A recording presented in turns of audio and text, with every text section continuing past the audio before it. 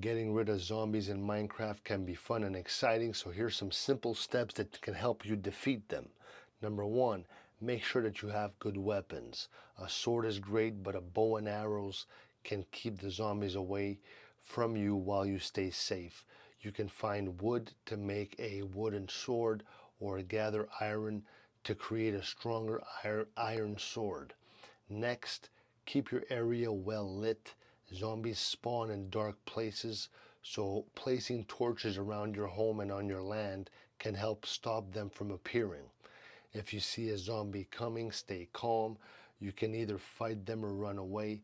To fight, swing your sword by clicking or tapping on the zombie.